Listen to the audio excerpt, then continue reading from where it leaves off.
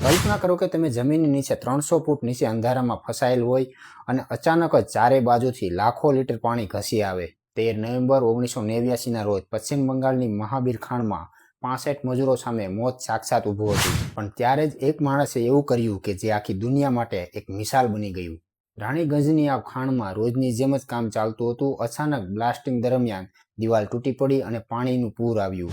132 લોકોમાંથી ઘણા તો બહાર નીકળી ગયા, પણ 65 કમનસીબ મજૂરો અંદર જ રહી ગયા। ખાણમાં પાણી ભરાઈ રહ્યું હતું અને ગેસ પણ વધી રહ્યો હતો। ઉપર ઉભેલા લોકોએ આશા છોડી દીધી હતી કે આ લોકો જીવતા બહાર આવશે। ત્યારે એન્ટ્રી થઈ એન્જિનિયર જસવંતસિંહ ગિલની। આ બધાએ કહ્યું કે આ અશક્ય છે, પણ ગિલે હાર ન માની તેમણે રાતોરાત એક લોખંડની કેપ્સ્યુલ તૈયાર કરાવી। પ્લાન એવો હતો કે જમીનમાં કાણું પાડીને કેપ્સ્યુલ નીચે ઉતારવી અને મજૂરોને બહાર લાવવા। કોઈ તૈયાર ન હતું કે આ જોખમી કામમાં નીચે કોણ જશે।